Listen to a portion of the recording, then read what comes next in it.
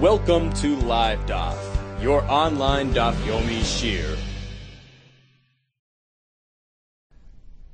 Shalom Aleichem, welcome back to today's Daf Yomi, which is YOMA Daf Pei. We are at the last few words of Ayin Tesamit Beis. Tanya Rebbe Omer, Kol HaShi'urin Kulan B'Kazayis. Says Rashi on the top line, Kol HaShi'urin Ha'amurin Ba'oichlin. Generally, shi'urin associated with food items in the Torah are based on a kazayis equivalent. Kazayis of chelev azasr, kazayis of chametz. Except, chutz mitumas oichlin.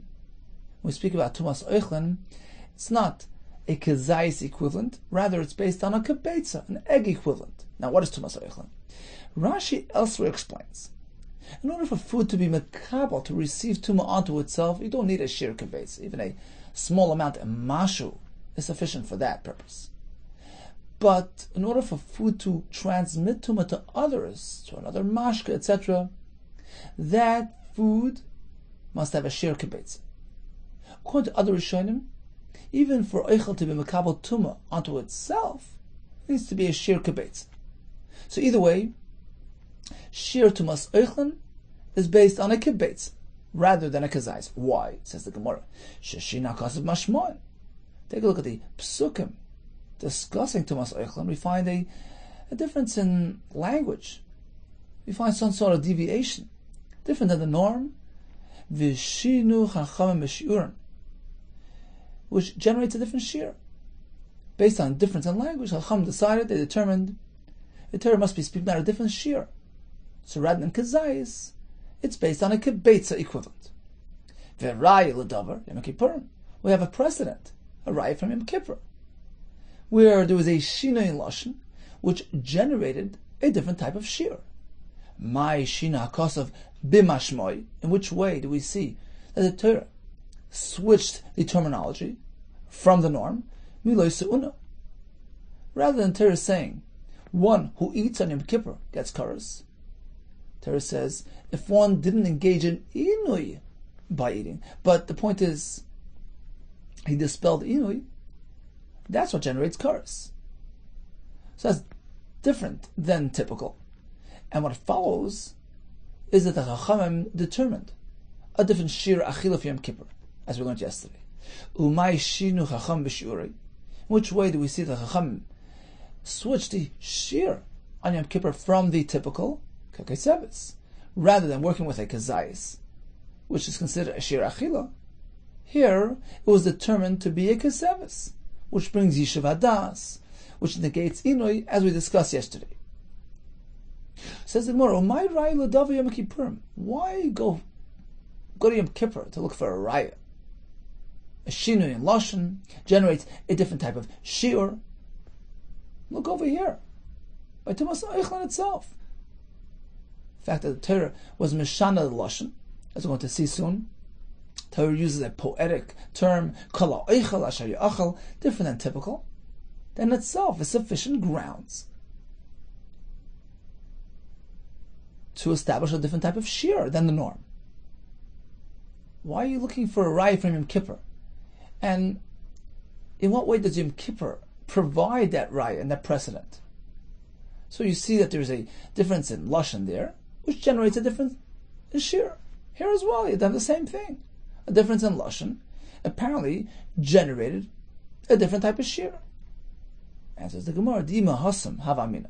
If only from the pasuk by tumas oichlin, kol ha'oichel asher ya'achal, well, I would say urcha dekro. Not just a manner of speech. The Torah does sometimes employ poetic terms, like Rashi says. Nearby we have another term, mashka asher yishasa, mashka which will be drunk. So we find the Torah sometimes uses poetic language. So perhaps the pasuk oichel asher ya'achal is no different. The Torah is referring to your typical share of a kazayis. It's not really considered a deviation. And the answer is no. Take a look at Yom Kippur, who we do find that based on that slightly different lashon pasuk, what followed? What follows the Chachamim determined the Torah must be referring to a different type of shir. So we see indeed that a slight change in the lashon pasuk generates a different type of shir. Therefore, over here as well, Chacham determined it's a shir kibetza rather than kazais. So indeed, what is the lashon by tumas oichlin which brought about that change? It says more tumas oichlin kibetza minol. Indeed, how do we know that it's a kibetza? Well, what's the pasuk? What's the deviation that you were referring to? Amar vo, Amar belazar, damakra. Mikol oichel asher yochel. And that has tumas oichel. Oichel asher yochel. We have a drasha, oichel haba machmas oichel. A food item which comes from another food item, meaning food produced by another food. That's what the Torah is describing. Ve'eza, what exactly is this? Zebeitas tanugolos. An egg laid by a hen, by a chicken. It's a food produced by another food. So we see from here that only food which has a shir kebetza has a potential to be matama tumas oichel. Ve'megdi, perhaps a goat. It's also food from a food. Until you have a goat equivalent of food, you don't have tumas oichel. It says shchita. That's not called a food from a food, because the goat and his mother needs to be shechted to be eaten.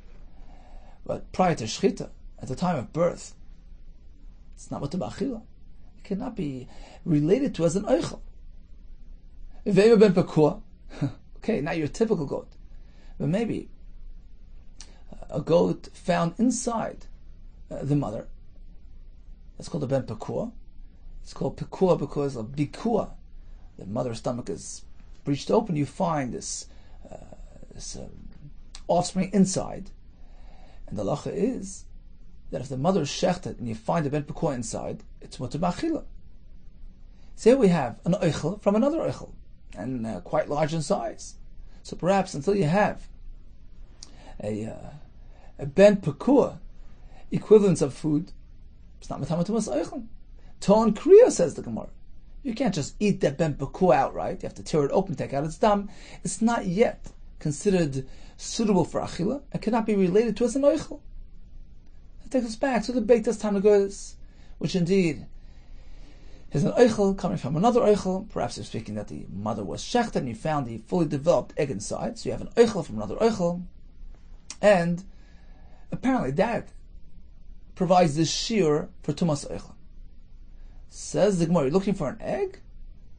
Let's use a large size egg. Ve'ema beitas bar yuchne. Bar yuchne is an ostrich, which lays rather large sized eggs. So perhaps that's the egg that Torah is speaking about. Until you have that amount of food, you won't be matama tumas oichel. No, tafasta meruba like tafasta. You have no right to grab onto the large shear. Tafasta more tafasta. If you grabbed onto the small share, then you know you have it right. Meaning, you can't go higher unless you know with certainty that Torah meant that. So basically, you can't go lakula here. You can't say, well, until I have a shir oichel, the equivalent of a beitzas bar yuchni, I won't be tummy. But the Torah simply speaks in general terms, and it's not really. It's not a defined term, so you have to pick the smallest shear. You have to be machmer. A food from a food, speaking about a beitzas tarnagolis, which is rather small relative to the ostrich's egg, and that shear oichel is makabotum. Says the Gemara, okay, you're looking for a small size egg. Ve'ema bi'asa, maybe the egg of a ditziporta, of a bird, dezertatuf, which is very small. In which case you're going to be machmer and say, well, even oichel, which is equivalent to a small sized bird egg, is sufficient for Kabbalah's Tumah. It conforms to the description of the Torah. It's oichel haba machmas oichel. So how do you know that a kibeta is required? Says the Gemara, Rabbi Yehuda Didei Amar. So indeed, Rabbi Yehuda turned around and he says, I'll tell you pshat in the pasuk. Until now, it was a quote from Rabbi Lazar. We had a kash on that. Says Rabbi Yehuda, I'll provide another pshat, and this pshat will remain. The pasuk says, "Mikol oichel asher yachal." Right? We learn like this: Oichel shata oichel bas achas. Oichel asher yachal means the amount of food that could be eaten at once, in one swallow. How much is that? V'shiru chacham. Chacham estimated, ein beis habliya machzik, yoser beis hatarnagolos. One's throat cannot contain more than an egg from a tarnagolos. That's what the pasuk means. What is makabel tuma oichel asher ye'achal, meaning bevas achas? The amount of food that can be swallowed at once was the shir kibetza. There's a Rabbi Yehuda who suggested that the eggs shrunk. Today's eggs are only half the size of the old-time eggs. Some bring a right from this Gemara that apparently it's the same, it's consistent throughout history, because if we'll say today's eggs are half the size of the ancient eggs, then based on this Gemara you can have 2 of today's eggs being swallowed at once, and it doesn't work. We see that a person cannot swallow more than 1 egg at a time, more than 1 of today's egg at a time. Apparently the eggs remain the same size. That's an argument presented against the Shita of the Rabbi Yehuda. So in any case, we've determined that shir of Tumas Oichan is a kibetza, rather than your typical kazais associated with food. Whereas the Raya, Ravo tells us, Oichel Shir Achel means the amount of food that could be swallowed at once. Amar Belazar, Ha'oichel chelev b'zman hazeh. If one should eat chelev, b'shoigig, b'zman hazeh, when there's no Beis HaMikdash. And he figures, well, it was less than a kazayis, and not chayiv a korban chatas. No, tzorech sheyichtav le'shir. He shouldn't just ignore what happened. He should take out a ledger and record how much he ate. 50 grams of chelev. Why? Shema Yaveh Bezdin Acher. Perhaps Beis HaMikdash will be rebuilt in his days. A new Bezdin will be established, and they'll determine V'yaber b'shiurin. They'll be marba the shiurin, which at this point in the Gemara means they're going to say that what he ate, that amount does constitute a kazayis. Right? Contrary to what he thought, that the amount of chelev that he ate was less than a kazayis. No, they'll say, well, this is a kazayis, in which case he'll be obligated to bring a korban.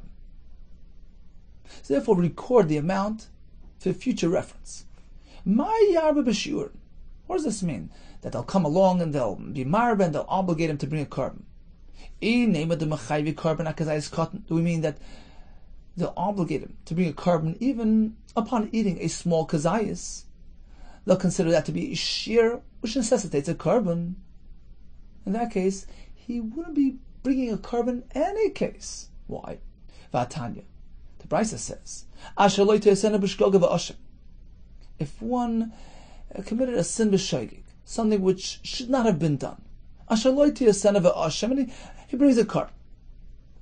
We learn from here, a korban is only brought when a person would have withheld, had he known that this is a problem, that this is chelev. He would have kept back. He would have held off if he would have been aware of the fact that it's chelev. Hashav midi asa. If one holds back due to his awareness, maybe korban al shegigasa, and then he'll bring a korban if it was done inadvertently, without awareness. But in a case where he wouldn't have held back in any case, because he knows this is less than a shir, in his mind he's not committing an isser. Lo yishav midi asa. But in a case where if he would have had a yediyah, if he would have known full well this is chelev, he wouldn't have hesitated to eat it. Lo yishav midi asa. In that case, even if he ate a b'shogig, he doesn't bring a korban. Ain't maybe korban on shigigasai.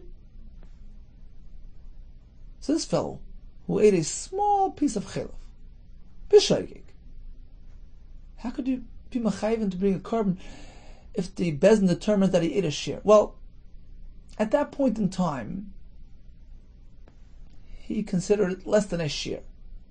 So true, he ate a b'shogig, he wasn't aware that it's chelev. But let's say, theoretically, even if he would have known it's chelev, he wouldn't have hesitated. He would not have considered this to be a chet that brings a chatos, right? Maybe a chatzishir asam natur, but he wouldn't have treated it with the same degree of severity as a chet that brings chatos, he wouldn't have refrained from this chaylev because of the chatos potential, because it's a thing that has chorus, because in his mind it's less than a shear. In that case, even if it was b'shoigig, he wouldn't bring a carbon. Certainly, Bezdin later on can't be mechayvim a carbon for doing that. Ella says the more you're right. Rabbi Lezer meant something else. What happened was, this fellow ate a certain amount of chaylev, thinking, right? Didn't realize that it was chaylev. Afterwards, when he realized what he did, he's thinking to himself, well, this is a sheer kazayis. 50 gram, that's enough for a kazayis. I have to bring a carbon. Rabbi Lezer tells you, not just to record in your ledger, I have to bring a carbon. Explain yourself. Itemize it. Describe it in detail. I ate 50 gram of chaylev. Why? Because perhaps when Bezdin will be reestablished, they're going to say, no, that amount is less than a required amount for a carbon. That's less than a kazayis. Ela deloy mechayvi carbon ad ika kazayis gadol.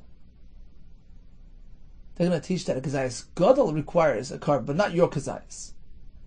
So that's why you meant to record it, not in terms of I'm chayiv a carbon, rather detail it, right? 50 grams, which can be determined later.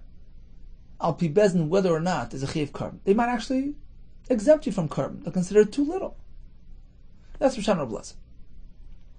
Asks the Gemara, Omai desalka daitim ikar, the way we initially figured. The machayiv carbon akazayis katan.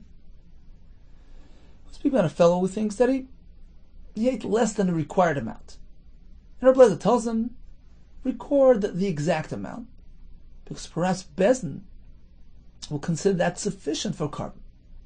They're going to be machayiv carbon even on a small size kazayis. That's what we figured initially, right? My yarba b'shiurin. How do you explain Rabbi Lezer's words? Write it, because the Bezdin will come along and will be marba b'shiurin. They're not being marba this year. They're not increasing the size of kazayis. Just the opposite.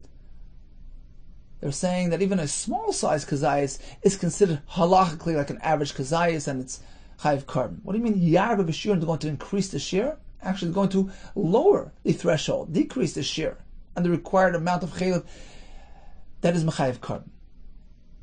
So how do we understand the havamina? Shema yarba b'karbonis machmas shiur. What he meant, according to the havamina, was yarba means they're going to increase karbonis. Machmas shiur because of their small size shear. By lowering the threshold, they're actually generating more karbonis. But in any case, the Gemara reverted from that. That's not what Rabbi Lezer meant. He meant the other way around. He thinks he's chayiv carbon because this is a sufficient amount. Just write down the amount, because Bezdin might downgrade, might consider that to be too little for chayiv carbon and exempt you from carbon. Oh, Rabbi Yechanan, shiurin v'oinshin halach l'meish mesinai. Shiurin that are found throughout the Torah, because I said chaylev brings chorus, etc., and the oinshin, various punishments applied to various averis, are halach l'meish mesinai, received directly from Moshe from Sinai, as part of the Torah Sheba'al Peh. Oinshin mechtav ksivi, punishments. They're all listed in the Torah. Open up any parasha, you find punishments clearly listed in the Torah. That wasn't halacha Moshe Sinai. Elachik Amar Rabbi Yehuda. Rabbi Yehuda meant like this. Amar Rabbi Yehuda, shiurim shel oinshin halacha Moshe Sinai. The shiurim which generate oinshin in the Torah. How much chaylev generates chatos or koros? How much chametz generates einish? The shiurim which produce those oinshin were brought down by Moshe from Sinai. Tanya mihachi, our Bryce in support of this. Shiurim shel oinshin halacha Moshe Sinai. That's the Tanakama. Acherim oimrim beis dinai shel Yavetz tiknum. The Bezdin of Yavetz, who was a snail ben Knaz, they established these shiurim. How can they do that? V'oksiv ela mitzvahs. Pasuk says these are the mitzvahs taught by Moshe, the name of Hashem, and we learn from here. It's a done deal. It's a package. Shein Navi Rashai L'Chadish Davar Me'ata. Going forward, Navi cannot introduce new concepts, new mitzvahs. All the mitzvahs were handed down by Moshe Rabbeinu. Sure, throughout the Doros, there's something called Torah Shabbat Peh. Let's say there's something that's unclear, or some new situation that arises. Chacham had the power through the Yud Gimel Midas to create Hekesh, B'nyan Av, Gzeir Shava, and expound on the Torah. That was called Torah Shabbat Peh. But to introduce a new concept, new mitzvah, such as over here, introducing the concept of Shi'urin throughout the Torah, that cannot be done through a Navi. That cannot be done past Moshe Rabbeinu's lifetime. See, Moshe Rabbeinu, during his lifetime, was considered continuous Kabbalah Torah. Hashem was continuously transmitting Torah through Moshe Rabbeinu during his lifetime. But after his passing, you can't go ahead and introduce a new mitzvah. Even a Navi can't do that. So how can we say a Snil ben Knaz introduced Shi'urim to the world? Ela Shachachim. Rather, it was actually taught, but it was forgotten. Gemara Tumur tells us during the Yimei Evloi Shel Moshe Rabbeinu, when he passed away, Klal Yisrael were in mourning, and the yeshivas were closed, not in session. They forgot many halachas. During that time, they weren't reviewing, they weren't learning, they forgot many halachas. 3,000 halachas were actually forgotten.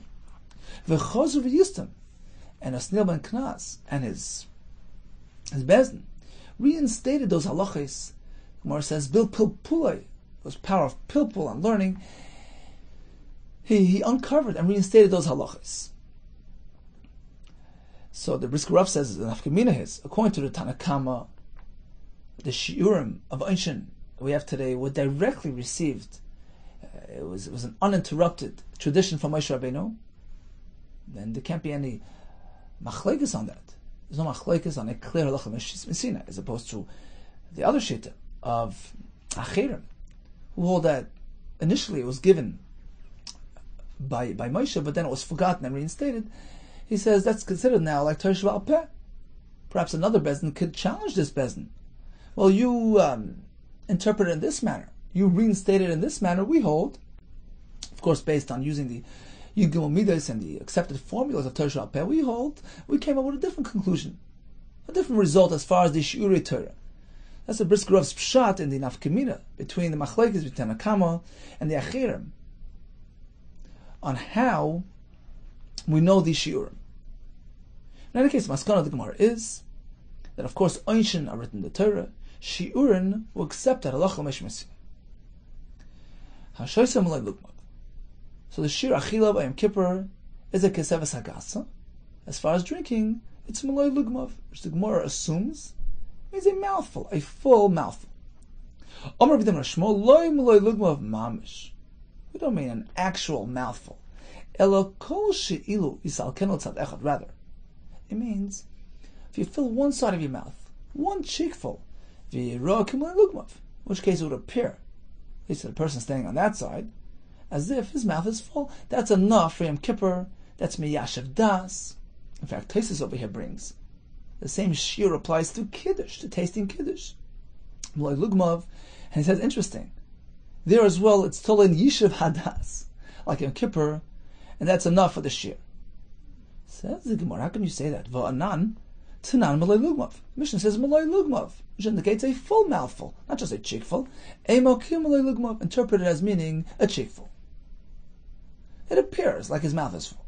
Meisve, we have a kash from a brisa, where Shitas Beis Hillel is clearly a full mouthful.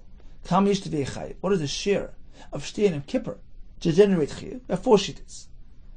B'shami Oimrim Revius, a standard share for all people. A Revius halug. B'Sel Oimrim Meloi Lugmav, a mouthful. Rabbi Yehuda Oimrim Shon Belezer Ki Meloi Lugmav. It appears like a mouthful, just a cheekful is enough. Rabbi Yehuda Ben Meseira Oimrim Kedei Gmiya, a swallow. It's pretty clear that according to Beis Hillel, it's a mouthful. The halacha follows Beis Hillel. Apparently, our Mishnah is also speaking about the same shir, a mouthful, not just a cheekful. Why is the brisa better than the Mishnah? The same lashon is used in both cases. And our Mishnah interpreted the word malay lugmav as kedei she'ira malay lugmav. It appears like a mouthful, but it's just a cheekful. Hachanami. Here as well in the brisa. Let's interpret it as follows. Kedei shira. When Beis Hillel say Malay Lugmav, it means a chickful which appears like a mouthful. Yachi. Hi Rabbi Lezer. If Beis Hillel is speaking about a chickful, and Rabbi Lezer is speaking about a chickful, the same exact shita, why is the Brisa presenting them as different shitas? But now there's a difference, a slight difference in the shir. Malay Lugmav dachak. According to Beis Hillel, you need a full chickful, a plumpy chickful. Whereas according to Rabbi Lezer, it's just Kimalay Lugmav, Dachak. Barely a chickful, just a bit less than Beis Hillel. Maskefler of Oisha. If Oisha has a kash, Im Kain, if that's true, that Beis Hillel, when they say Malay Lugmav, are describing a chickful, now Beis Shammai hold a revius. Revius is greater in size than a chickful. So who is Machmer? Beis Hillel. According to Beis Shammai, you're not chayiv until you have a revius. According to Beis Hillel, Chiv arrives as soon as he gets to Malay Lugmav.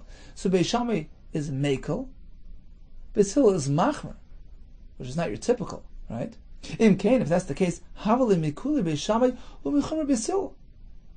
Here we have another example of halacha.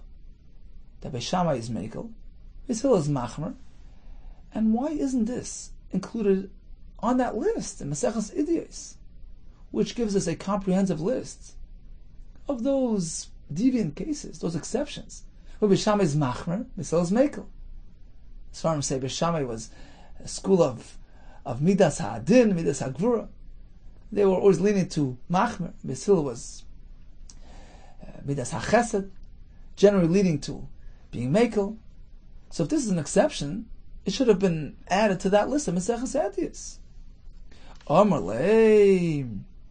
So he responded, Ki itchel. You know why it's not added on that list? Because when this Shiloh was posed in the Beis HaMedrash, which Shiloh?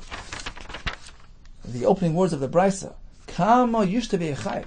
How much must the person drink on Yom Kippur to be a chayiv? Ba'oig malacha bashan itchel. It was presented regarding a giant. Oig malacha bashan. How much must he drink to be chayiv? Beis Shammai responded, Revius. A small amount is enough for chayiv. And Beis Hillel responded, no, it's personal. The shiurim of Yom Kippur bring Yishuv Adas. It's individualized. And it works with a chickful. In which case, the Havali Beis Shammai l'chumra. In this case, Beis Shammai is Machmer. The Revius is sufficient to be Mechayiv, but Beis Hillel say, this giant needs a giant chickful, which is way more than a Revius, in which case they're actually being Mekel. So since we find, at least in some cases, the application of this halacha provides a kula, according to Beis Hillel, and a chumrah to Beis Shammai, at least in some cases, by giants. So although typically, by your average person, it actually results in the opposite result. We have Beis Shammai, l'kula, Beis Hillel, chumrah, but since by a giant, Beis Shammai is the machmer, Revius is enough, Beis Hillel are the mekel, you need a chickful, so it doesn't belong on that list of Maseches Idiyos. But we find halachos which are absolutely Beis Shammai, l'kula, Beis Hillel, l'chumrah. So in conclusion, we have 4 shiurim listed in the Brisa regarding Shtei Yom Kippur, Revius, a chickful, barely a chickful, or a swallow. Maskefler Rabbi Zera, he says, I have a kasha on this whole discussion. When it comes to the shir of Achila Yom Kippur, it's standard for all. A kesevas agasa, equivalence of food, is chayiv. When it comes to drinking, it's individualized. A chickful, according to Beis Hillel. What's the difference? Ma'ishna achila. When it comes to achila, you say kol chad b'chad b'keseves. All follow the same standard formula, same shir. U'ma'ishna shtia. Why shtia? Shtia different. Kol chad v'chad b'didei. Every person works with his size. It's personal. It's individualized. Why that discrepancy? Amalei Abaye, kimlu l'rabbanon. It was clear to the chachamim. Birke keseves, when it comes to food, a shir keseves, the ba'achim yasvedaiti. This brings about a calming effect on the person. And that's considered interfering with inoi. And that's why the shir was established as such. It's not going to settle a person down. However, when it comes to drinking, that's up to the individual. His shikful calms him down. But his friend's cheekful, which is less than his, won't have the same effect. The Gemara elsewhere speaks about good advice imparted to a Talmud Chacham who has little to drink. Says the Gemara, drinking in big gulps, because chamrim rigroine mispo, when you take big gulps, it has a satiating effect. You see that sipping, says the Gemara, is not as effective as gulping as far as quenching a person's thirst. So you see that drinking is different than eating. That's individualized, and if you want to bring Yishuv Adas, you have to work with a person's mouth size, with his cheekfulness. That's considered a shear for Yom Kippur. Different than food, which is more the filling effect, the actual act of eating. So that explains why Achila is b'kaiseves, standard for all people. Shtiya is personal, a cheekful, based on each person. Maskef l'Rabbi Zera, another kash.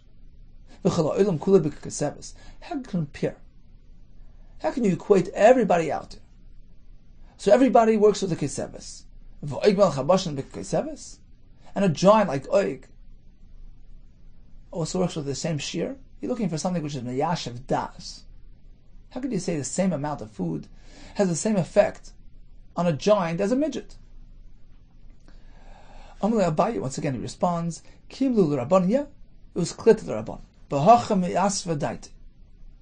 A shear kaiseves brings about a calming effect. Botzer me'hacha me'asva daite, less than that, does not have the same effect. But you're right. To varying degrees. Miu, kuli al matuva. You're a standard, typical person. He derives a high level of Yishuv Adas from a sheer kaiseves. V'oig melech habashan purta. A giant like Oig. On him it'll have a very slight, minimal effect. But he will experience some form, some degree of Yishuv Adas nevertheless. That's enough to be mechayv. Third kasha, maskler b'zeira. How can you equate all types of foods? You have rich, nutritious, filling foods, and you have low-quality foods, barely edible.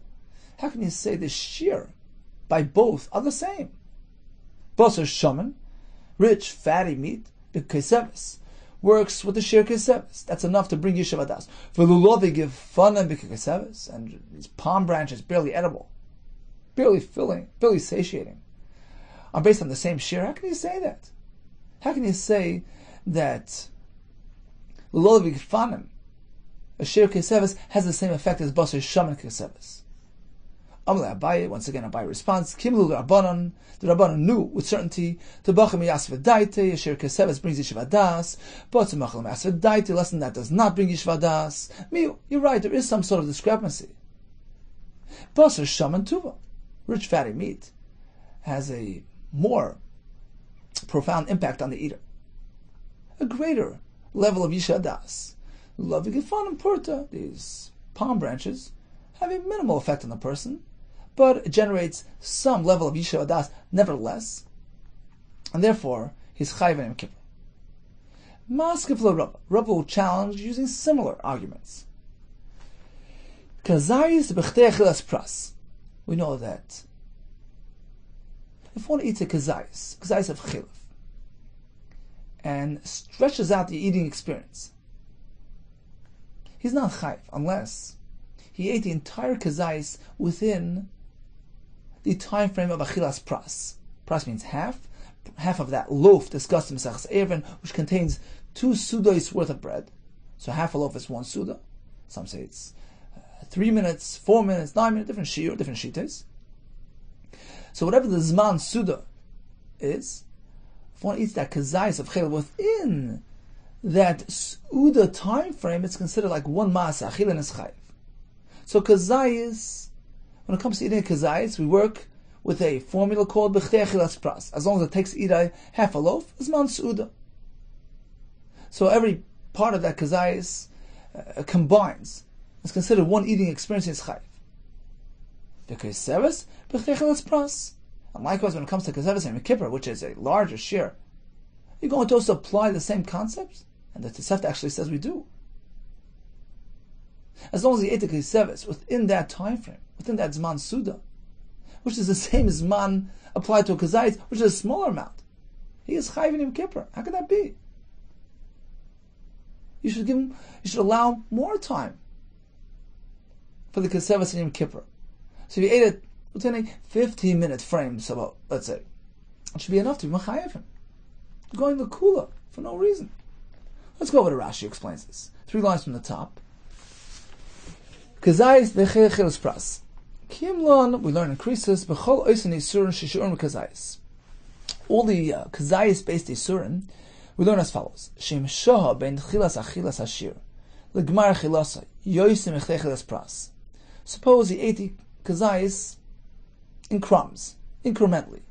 Ein mitzdarf. It doesn't combine as one. Asher yochel kol hashir, b'toich kadei shehiyas su'uda. Unless he ate it within a su'uda time frame. What is a su'uda?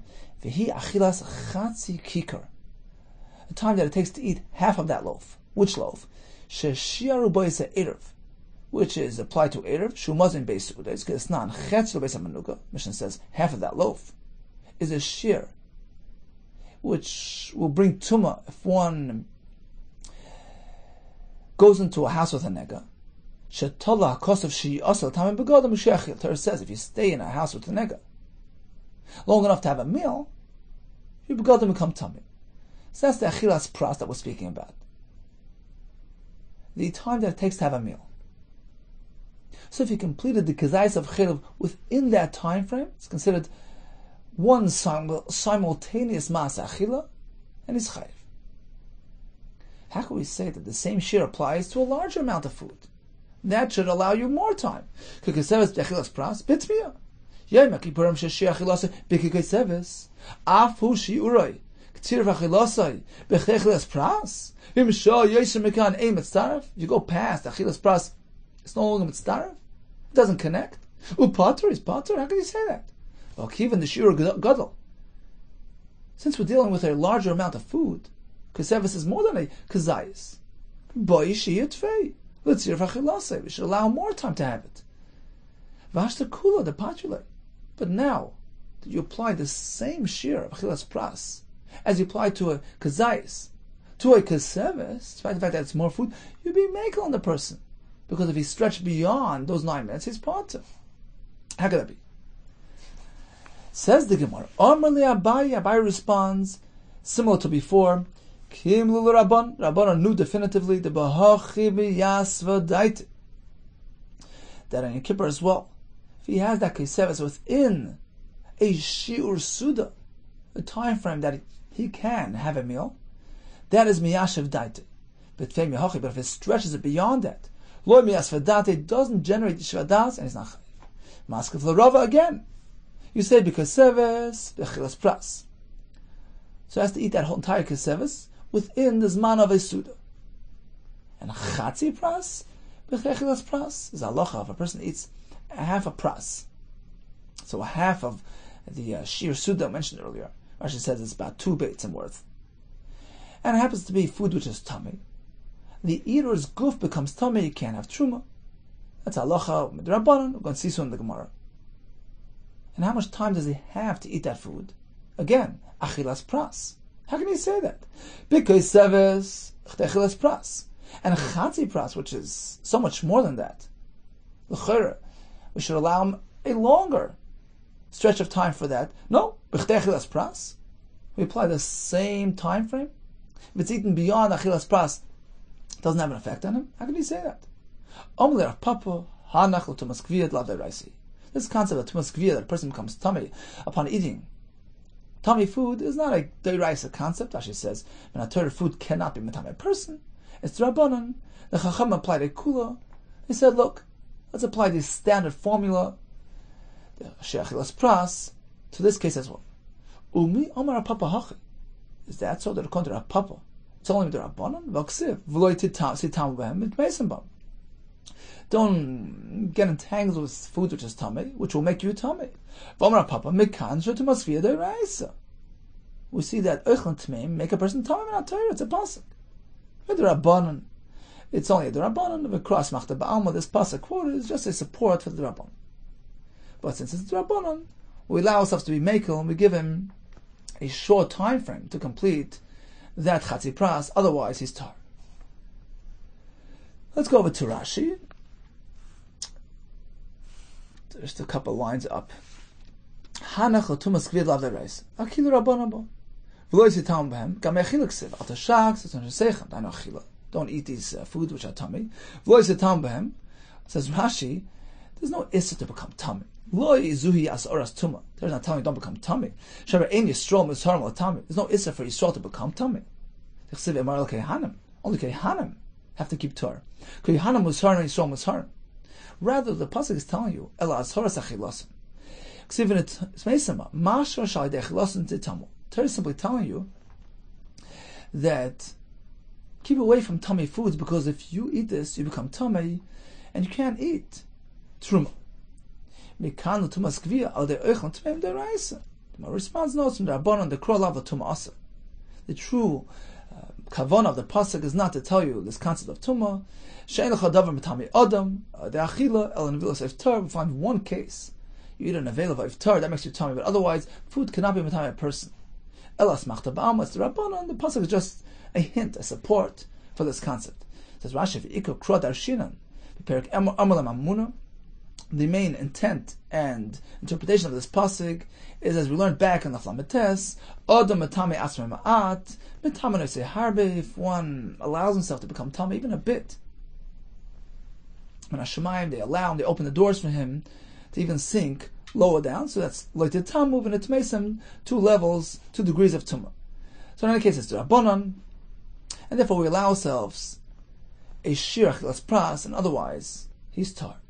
So in conclusion, we had no less than 5 kashas on these halachas. We had Reb Zera. First kasha was, why the difference between the shir achila, which is a standard keseves for all, whereas shtia is personal, cheekful? Abai responded, it's meant to generate yishuv adas. Food works one way, shtia is personal, works differently. How can we equate everybody is the same shir keseves? Answer is again, shir keseves provides yishuv adas, and all depends on the person. Of course, typically it generates a great yishuv adas, to a minimal degree. Next kasha was, how can you be madama between all types of foods? Answer is the same. Food with the shir keseves is mi'ashav das. Of course, the better the food, the greater the effect. Rabba's kasha was, how can kazayis have a shir achilas pras and keseves the same? Abai responds, yeah, the achilas pras provides yishuv adas. How can we say even a chati pras, a larger amount of food, also works with the same formula of achilas pras, 4, 8, 9 minutes, whatever it is?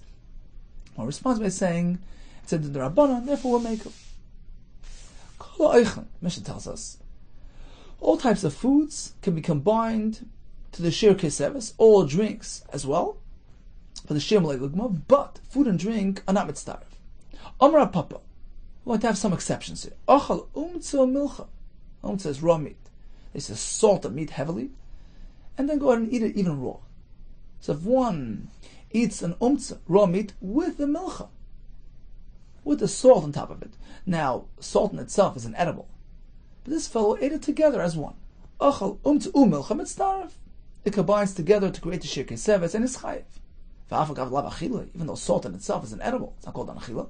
Given the achla inshi, since it's typically eaten in this manner, it's darfin, it joins together on account of the meat. We consider the salt as part of the shir, it's mitzdaref to keseves. Another halacha, Amar Shlakish, sir shal gabi yarek, some type of brine, type of dip sitting on a vegetable, mitzad keseves. It too can join together with that vegetable. We can combine the vegetable portion and the liquid portion to a shir keseves be Yom Kippurim, and we treat it as though we ate a keseves of food. Pshita, of course. Why would I think otherwise? Maldatema mashko, because perhaps I should treat that seer as mashka. We can't combine food and drink for Yom Kippur. Kamash Malon. Therefore, Rish Lakish tells us here it's different. Why? It's not simply combining food and drink. The brine, the tzir, is enhancing the flavor of the vegetable. Kol achshuri oichla. Something which comes to enhance, to enable the oichel. We treat it as oichel. Therefore, we consider the tzir as though it's actual food, and it joins together with the vegetable. And if you have a shir keseves combined, he's chayiv. Interesting that Magen Avram learned from this Gemara. The same thing applies to brachos. If you have yarek, which is adama, with some tzir on top of it, the tzir is considered part of the vegetable, in which case it's mitztarev. And if you had a kazayis, a vegetable, and the brine on top of it, he makes a bracha achrona. We don't treat the tzir like liquid, in which case the shear is revius. Rather, we treat it like the vegetable itself. And if you had a kazayis of both tzir and the yorek, he makes a bracha achrona. Other paiskim Chayyad and Migros Moshe disagree. This is a halacha specific for Yom Kippur, which is based on Yishav Hadas, as we keep on saying. But it's unrelated to Hilchas Brachos. Over there, food is food, drink is drink. A vegetable is solid, tzir is a liquid. Works with different guidelines. You need a revius for that. On Yom Kippur, we say, well, if you're eating it together with the vegetable, it's one joint experience. It's enabling, it's enhancing the food. That creates Yishav Hadas. The primary ingredient here is the vegetable. Since some tzir is coming to help it out, to enhance it, we treat it like the vegetable itself. It joins the vegetable in generating Yishav Hadas, in which case, if you have a shir kesevis combined, that's enough. Amar Rish Lakish, ha'oichel achila gasim Yom Kippurim. If one eats gluttonously on Yom Kippur, he overeats, pater. It's not called eating on Yom Kippur. Why? My time. Ashaloisa uniksiv. Torah warns against dispelling inui. If one eats to the point that he's not experiencing inui, he's chayiv. Prat lamazik. As opposed to this fellow who's harming. He's destroying the food, destroying himself. He is experiencing inui. Therefore he's chayiv. Now, how did he get to this point? If he overeats on Yom Kippur, and obviously he ate, he should be chayiv on account of the first portion. Says Rashi, down at the wide lines, the second wide line, achila gasa, very simple, she'achal leila Yom Kippurim. So he ate right before Yom Kippur, he filled himself to the brim, ala soiva, she'yusava mes'uda she'ifsik ba. And then, come Yom Kippur, he continued eating. V'chol ma she'achal meshachashecha, achila gasa yisa. So anything going forward is called achila gasa. He ate gluttonously. V'shalei hana, doesn't bring hana. He's not enjoying it. And therefore it's not called a negation of the inui. Prat lamazik. L'zeh she'enu mevatel menu shum inui. He's not being mevatel inui. Al yidei achilazu, just the opposite. El maziku, es ha'oichlem es atzmei, destroying the food and himself. Therefore he's pot. Tais is actually as a kasha, Tais is elsewhere. We find in Gemara, Nazir, if one eats a carbon pesach when he's full, achila gasa, it's not the preferred way of doing it, but it's yaitze. Says Tosis, here we learn, achila gasa, overeating, is not considered an achila. So why is it yaitze by Pesach? Says Rabbi Yehuda at two levels. There's a basic achila gasa. He's not really interested, he's full. But he still has room for more, he'll enjoy it.